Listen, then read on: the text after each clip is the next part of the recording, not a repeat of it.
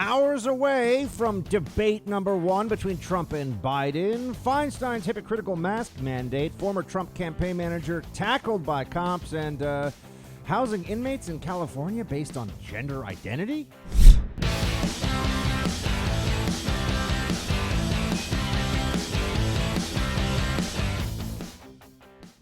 Welcome, friends, to the Buck Sexton Show. Great to have you here. As you know, it is debate night, which is perhaps only going to be excelled by election night in terms of how frenzied all the political commentary gets around this. Because the first debate, I think, is the one that everyone really anticipates. I know there are a few more, but come on, who really cares, right? We all know the first debate's going to set the tone. The other ones will be interesting, too.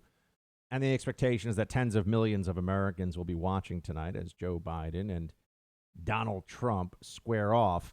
You can pretty much skip all the post-game wrap-up stuff because there's no way in this political climate anyone is going to be brought to the other side by this performance. No one who has a job in media or in commentary is suddenly going to grow a conscience and think, yeah, okay, Joe Biden is a buffoon. I was wrong, right? That's never going to happen. And there's absolutely no way that anyone after 4 years of Trump being president and thinking that he did a good job, they're going to say, okay, he was a little sloppy tonight with some facts or some parts of this debate, so I no longer support Trump. So that's not going to happen. So no one publicly is going to come away from this with a different point of view, I think, than what they came into it. Publicly, I mean no one in the commentariat, right? Nobody who makes a living doing this stuff.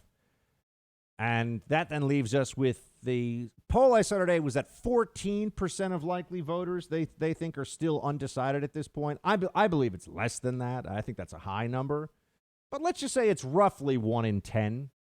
So you got about 10% of likely voters, people that are probably going to show up, who have not yet made their minds. And once you extrapolate that 10% down to a state-by-state level, Ohio, Florida, Pennsylvania, Nevada, New Hampshire, Minnesota, Wisconsin, Michigan, North Carolina. I mean, those are the states where you're sprinkling a couple of 100,000 votes in here or there that make all the difference between who wins this election and who doesn't, between who is the victor and who is the vanquished. And so you have to remember that, because between now and the election, you're going to see some very different things from the Democrats. We've been through now 6 months of what is effectively a base turnout campaign, right? This was the BLM movement, the rioting, the mask mania, where you got to wear a mask, not just outside, but in the shower, when you're going to sleep at night, if you really care about defeating COVID, and if you want to hold Donald Trump responsible for not caring about COVID. Those were all meant to get people who already hate Trump fired up, motivated, donating money, spreading Biden and Democrat propaganda online, and to make sure that they will show up and vote when it's actually time to get that done. I know there's already voting going on right now. Isn't that pretty amazing when you think about it? There's early voting happening right now. But the different campaign tone you'll see is to convince that very small slice that the Democrat Party that we saw from January to, I'd say, July or maybe even August of this year isn't really the Democrat Party. There's some other more reasonable, more centrist, more down the middle Democrat Party that we can all point to. And it's a fiction. And that's also why Joe Biden is their candidate. It was all for this moment of, come on, blue-collar Joe who rides the Amtrak and has been a good old guy from Delaware for decades. Yeah, you can count on blue-collar Joe. That's the fiction that they want those undecided voters to believe, that Biden's just a normal, everyday guy who happens to be worth tens of millions of dollars now, of course, after only serving in public life for his whole life. But, you know, he's just one of the guys. Biden's just one of the guys. Yeah, sure. He's not a crazy socialist. He's not going to make sure your kids are learning critical race theory in schools. Now you see why he was the pick of the Democrat apparatus and the Democrat establishment. They need someone who is essentially a fraud. They need someone who's a fake, who does not really represent the ethos, the vision, the future of the Democrat Party. They need someone who can fool people into thinking that the Democrats of today are similar to the Democrats of, I don't know, the 1960s and 70s. You know, similar to the Kennedy, the JFK Democrat, right? They're similar to a different era of Democrat where everybody loved America. There are different ideas about what to do, but no, now we have the far left Marxist lunatics pushing policies that they would have said even a few years ago were insane. I mean, this Green New Deal stuff, folks, now if you talk about climate change, it's not just do you believe in climate change? That had been the litmus test. That was the thing that they wanted to check and see if you had the right answer. Not only do they want to make sure, of course, you believe in climate change, but that's not nearly sufficient anymore. No, this Democrat Party today, the one that wants people who don't know any better to vote for Kamala Harris and Joe Biden, and maybe we should start putting Kamala first. This Democrat Party has a belief that you must subscribe to, that climate change is an existential threat. Now, as terrible as COVID has been, you've seen the way that they have abused the powers that they have taken into their own hands here in order to lock people down, shut down businesses. And that's over something that realistically is a threat to only a threat to a percentage of the population. And we've seen that there's a 99% plus survival rate from this disease. So less than 1% of the population is at risk of dying from COVID, realistically. And look what they've done. Look what they've done to the country. Look what they have done with these lockdowns, with these draconian rules that they don't want to abide by themselves, but they want to make sure they ram it down your throat. What do you think they'll do when they're going to make the case that 100% of not just America, the world is at risk unless you listen to them?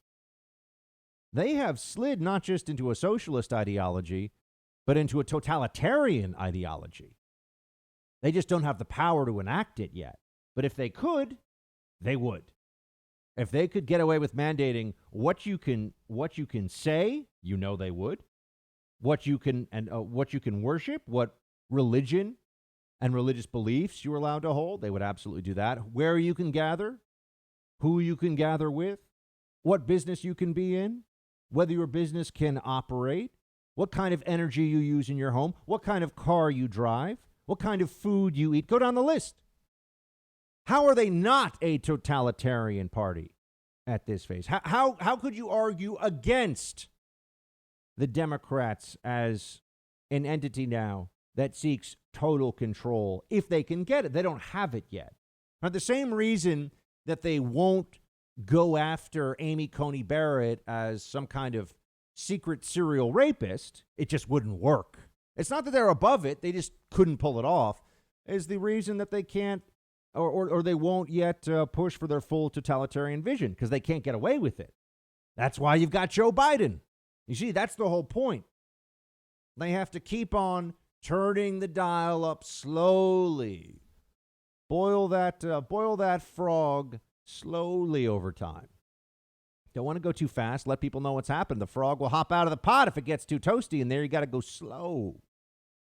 And Biden is essential for that plan, and that's what you will see happening right now. That's what you'll see going on and in this conversation tonight and until Election Day. I mean, until we actually get to a place where we see what the American people have decided.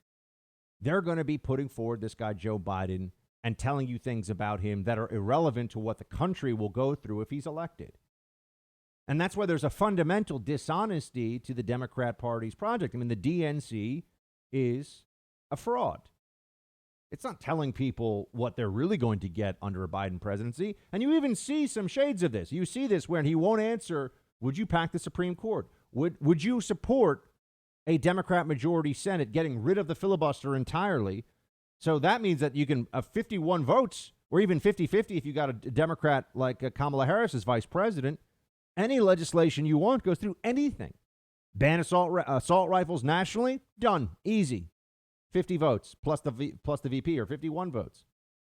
Going to add Puerto Rico and D.C., 2 senators each. Very small territories to get 2 senators each. But I know there are other small states, but especially D.C. And that means 4 Democrat senators locked in. You think they're going to do that just for fun? No, they have a plan here. They have a plan to make the Republican Party a historical element in America. They want to make it an anachronism, a throwback to an earlier time. It'll be there, but it'll be largely academic. It'll be the opposition that never actually gets to be in power. And other countries that are democracies have this. You look to our south in Mexico, the PRI was the democratically elected party of Mexico for 70 years, folks. They were in power for 70 years. Democrats see that and think, why can't we do that? Why can't we accomplish something similar? And there's no real answer to it because they can. They can, especially if they get the change to the filibuster, because then they're going to push through an amnesty. So you're going to get elimination of the filibuster, court packing on the Supreme Court, packing the Senate with statehood for D.C. and Puerto Rico. Well, then Puerto Rico will have to pay income tax. And all of this is meant to structurally shift the political framework in America far left. But they put Joe Biden. They didn't have the courage of their convictions to put Bernie Sanders forward. Say what you will about Bernie, and I've said a lot. At least the guy says what he is. At least he says what he is. But the Democrats know, the CNN, Hollywood, elite lib Democrats, they know, too tough to fool Ohioans and Floridians and Pennsylvanians, too tough to fool them into thinking that Bernie Sanders isn't a democratic socialist who's going to ruin the healthcare system in this country and effectively take us closer and closer to bankruptcy at a time when we're already spending way too much money, and don't even get me started on that. No, it's too hard. So they're going to put forward Joe Biden, a guy that they can just create the narrative. They formulate the storyline, and then all he has to do is show up. And that's what you're seeing now. This is the show up candidacy. Actually, not even true. This is the exist and hide candidacy. He doesn't even really show. I mean, he shows up for the debate, we think. But the rest of it has just been the bare minimum. And that's really who Biden is. Biden is the bare minimum guy. He's the guy that you can't count on for anything other than what benefits him and is safe and is obvious. There's no leadership. There's no good judgment or decision making. This guy's a third-tier intellect and a fourth-tier politician who is somehow a hair's breadth away from being the president of the United States. It's stunning, isn't it? At least the storyline around Trump, he was an outsider. He was there to smash the system. He had different views. That was all true. That all made sense. If you thought that the cronyism, the insider deals, the corporate interests above all else ethos of the federal government and Washington, D.C., and the bureaucracy as well, if you thought that was gross, bringing in Trump makes sense. You are getting what you vote for with Trump. And that's the fundamental difference. With Biden, you are not getting what you vote for. They are presenting you with one thing, and they're going to slip something else in as soon as they get past the process. It's all so slimy and dishonest. Just remember that as these two combatants, ideological warriors, take the stage tonight and hear what people say on their respective sides afterwards. Do I think that Trump is going to give the Trumpian equivalent of the funeral oration of Pericles for dead Athenian soldiers? No. Do I think that he's going to land some great shots on Joe Biden, who I believe has a glass jaw? I believe Joe Biden is a truly weak candidate, and all you have to do is expose these frauds, these obvious shortcomings I'm talking about, and it's going to be a whole different ballgame for Joe Biden. We'll have to see. We'll have to see. I do believe that both sides will get their fair share of challenging questions. I mean, Chris Wallace has built a brand on this, right? That he will not bend. He will do whatever he thinks is most journalistically appropriate. So let's see tonight. And I'll be very honest. I always give credit where it's due. If Chris Wallace is legit if he pushes Trump, but he also pushes Biden. I'm going to come back and say that. And I think that there's a good chance that that will be the case. But it's really going to come down to Trump to corner Biden and just show what a shallow, vain fraud this guy is. A total fraud. People always talk about Trump and his businesses and this, and he exaggerates. He's a salesman. Yeah, but the people who voted for Trump got exactly what they thought they were voting for. And there is a fundamental dishonesty in Joe Biden and the Biden campaign that they're presenting him as a centrist, moderate Democrat from, circa 1985, because the guy's been in politics longer than that. And what you really have is a placeholder for Kamala Harris to be the mouthpiece for AOC and Bernie Sanders' agenda and all the rest of it. That's what will actually happen. And the battle is really over whether we can convince enough Americans of that underlying truth about this election. Tonight's debate will be at least one big piece in that puzzle. What does losing your house have to do with the COVID-19 pandemic? Well, here's the problem.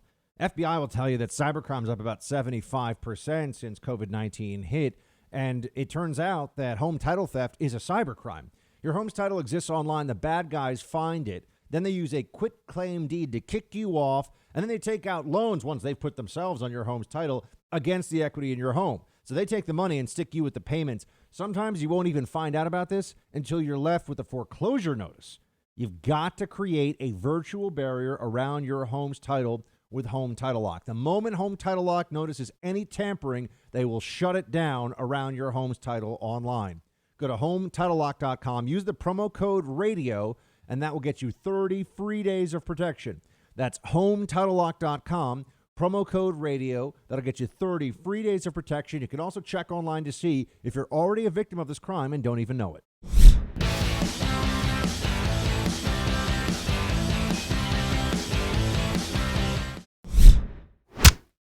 And just remember, after this debate tonight, because I'm sure they're going to drill down on every little thing, not only Trump said tonight during the debate, but that he's ever said. The lib media is going to be in an all-out assault on him. Remember that their candidate is this guy. Play 15. But the Taoiseach knows a lot about it. His mom lived in Long Island for 10 years or so. God rest her soul. And although your mom's still alive as your dad passed. God bless her soul. I got to get this straight. The number one job facing the middle class, and it happens to be, as Barack says, a three-letter word: jobs. J-O-B-S. Jobs. Chuck Graham, state senator's here. Chuck, stand up. Chuck, let him see you. Oh, God love you. What am I talking about? I tell you what, you're making everybody else stand up, though, pal. Thank you very, very much. You can tell I'm new. Good to see you, buddy. The largest growth in population is Indian Americans moving from India. You cannot go to a 7-Eleven or a Dunkin' Donuts unless you have a slight Indian accent. I'm not joking.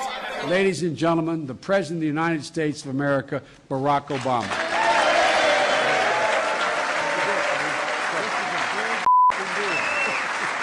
It's a big blanking deal that Joe Biden may be the next president of the United States unless we, the American people, can wake up and see him for what he is and this whole sham. I mean, I really think his candidacy the whole thing is a scam. Really is, because it's based in lies. But that's what we're up against, folks.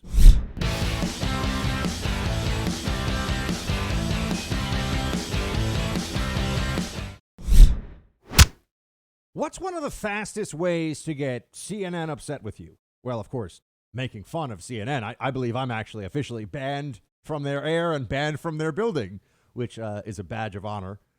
But if you call out the even more elite and celebrated liberal outlets like the New York Times, CNN is very upset about this. And here you have a CNN anchor who gets very testy with my friend, Deputy White House Press Secretary Brian Morgenstern, when he calls out the New York Times for this story on Trump's taxes that just happened to break right before the first debate. Almost like this might have been planned. Play 20. But this is a story it's another version of it from 4 years ago on the eve of a debate, coordinated with the Democrats as a political hit. Okay, Brian, I'm just going to stop you there. These are remarkable reporters from the New York Times who went through 20 years of documents. It is not okay for you to accuse them with no facts of coordinating with the Democratic Party. Please stop doing that, or this interview will end. Brian, stop attacking the press. I have not seen you do that largely before. Stop doing that. I'm asking you direct questions. You could put the entire thing to bed if the president would release the records and show the American people what he says is true. So this is the game that the libs play. There's no evidence for what you're saying. Right.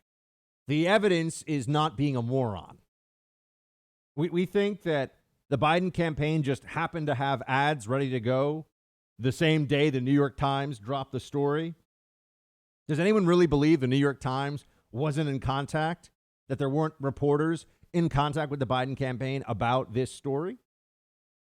I mean, but see, this is what they do. They pretend to be dumb when it suits them, and they're just dumb enough that a lot of people do believe it. Even when when they're feigning stupidity, your average CNN anchor is dumb enough that it's always somewhat credible. Their dumbness is always believable at some level. But here I think it strains credulity. Oh, yeah, that's right. The tax story just happened to come out right before the first debate. It's not like the New York Times is holding it and coordinating and everything else. Now, why is this so important to them? Why is the tax story something that most people that read it were like, okay, so what? Not illegal. I mean, he's doing what the tax code says he can do. Is he supposed to give more money to the government? Is that really the belief?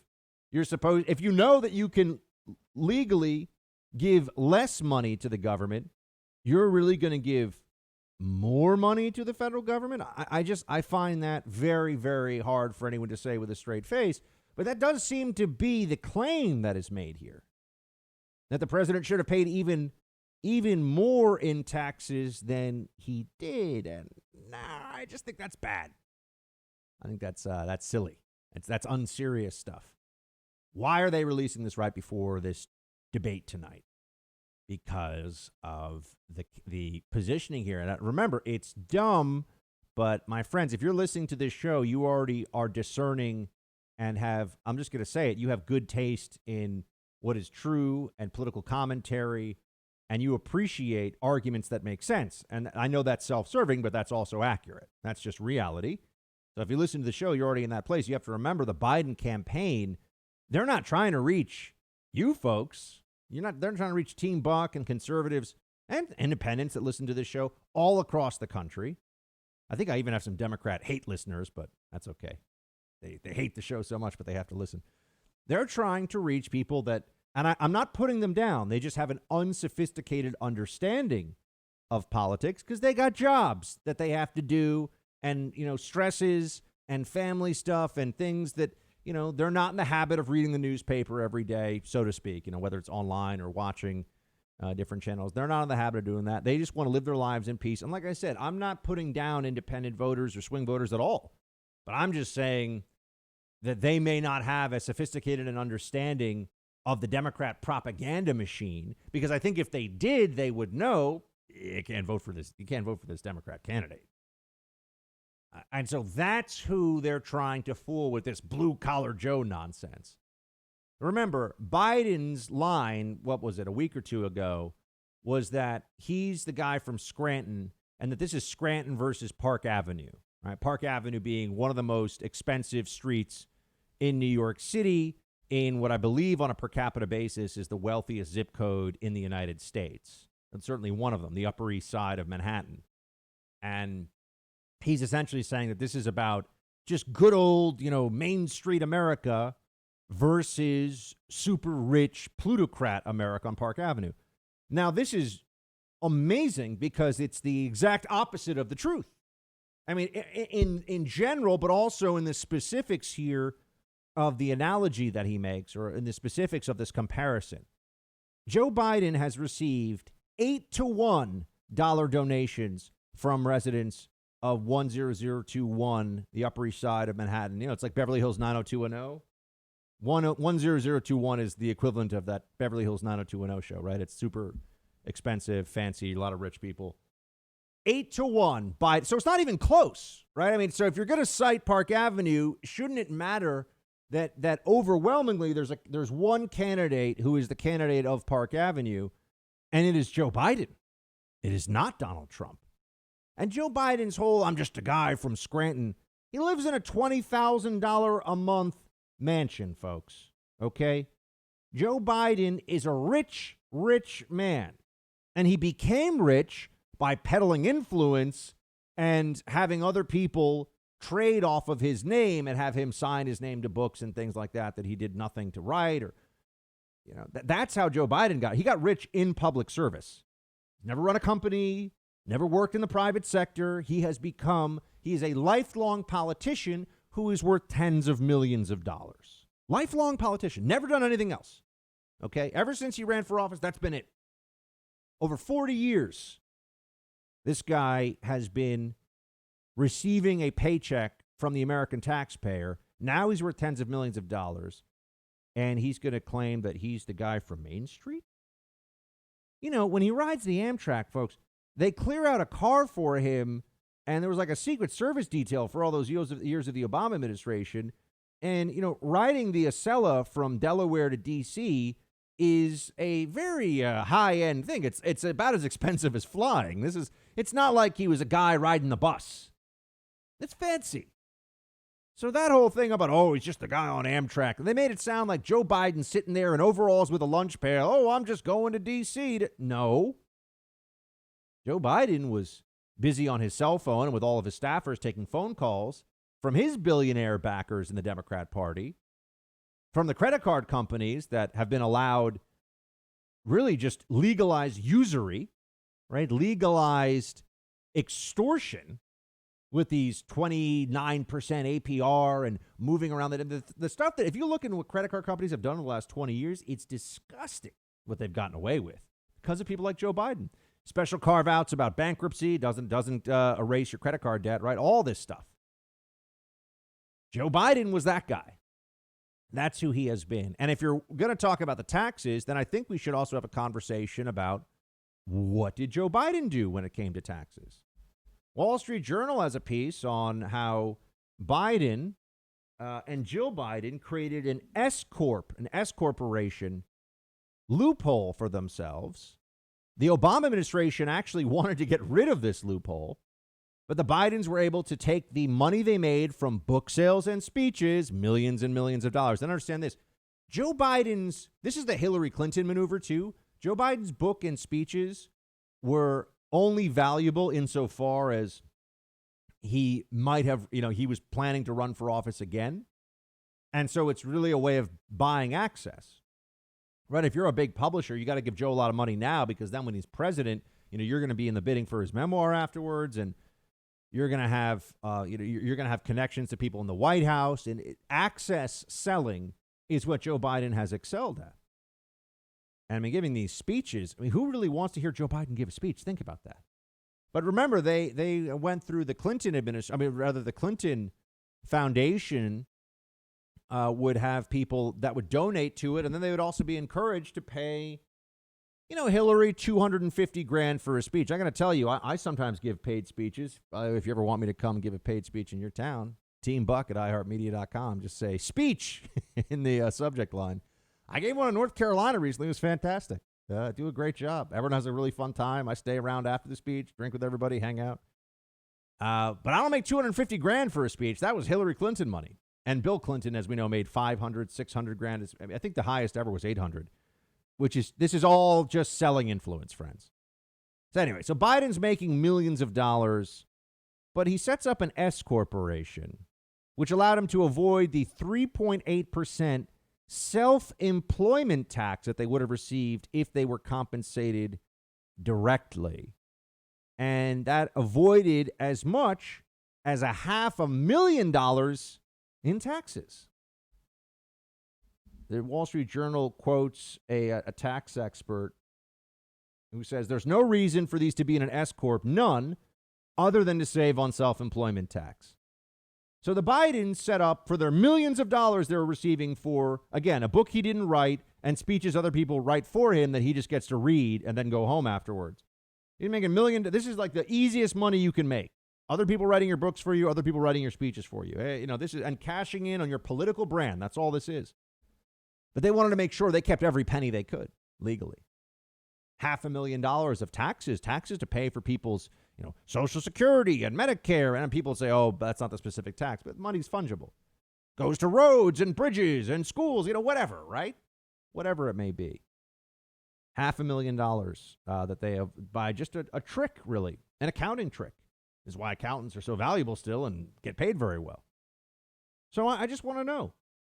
I mean, the average person, the average earner, will have paid $209,000 over their entire lifetime in Medicare taxes. Your average worker will pay $209,000 in taxes. The Bidens avoided in 1 year double that amount just by creating an S corporation on their earnings. That's all. In 1 year.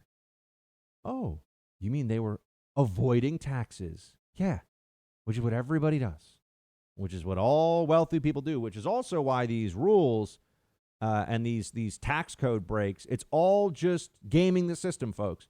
That's why the people that are fighting a one-page tax code, the people that are fighting a tax law that everyone could understand would be applicable to everybody, no more nonsense, no more social engineering, they're the most powerful people in the country, which is why we could have the absurdity of a 70,000 plus page tax code.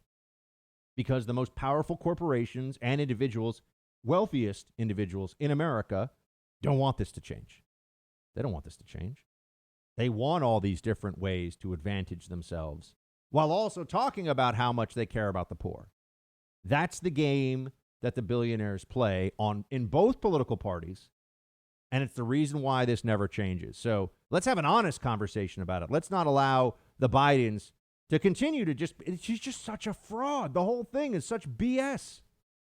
Oh, and then there's the John Kerry situation that I mentioned to you. Let me get into that.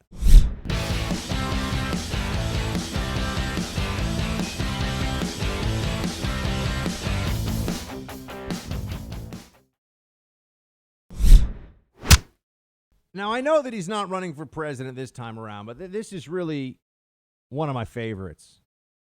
John Kerry, this was back in 2010.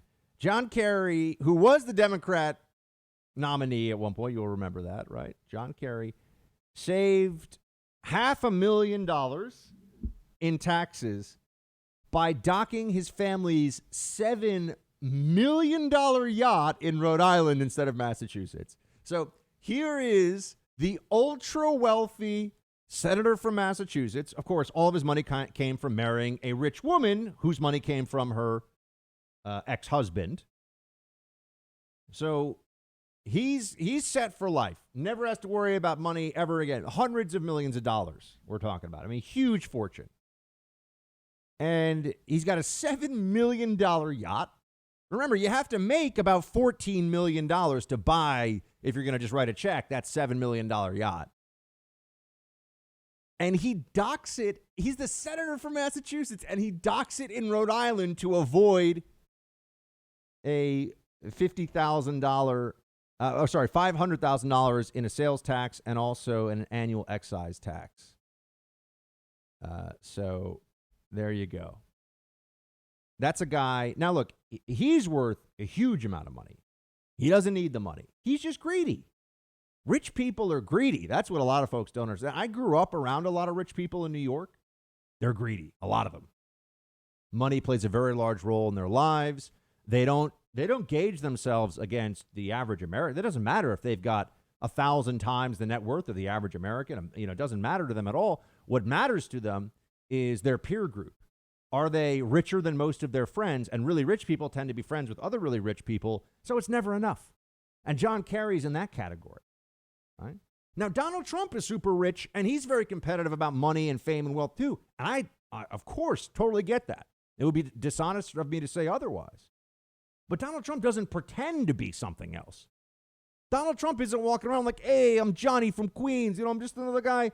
He has a way with people who are, construction workers and people who are doing day-to-day jobs. He's got a respect for that because he's a New Yorker, and that's an ethos here. You respect people that do a hard day's work, but he doesn't pretend to be working class. Joe Biden's pretending to be working class. Joe Biden's a fraud. Donald Trump's like, yeah, I'm a billionaire. Look at all everything, my everything, my gold faucets and my gold here and there. You look at the houses and everything else. It's all gilded, but he's not hiding it. He's like, yeah, I like things to be beautiful and larger than life, and I'm selling a brand. The brand is the ultimate success. That's honesty. I can handle that. I can handle people who are like, look, I'm super rich and this is what I do. And Joe Biden's worth, what, $15, $20 million at least? $30 million maybe? Who knows at this point? And he's telling you that he's Main Street. Meanwhile, the richest people in the country, at least in New York City, are backing Joe Biden, and he's pretending they're backing Trump. Because yet again, another lie.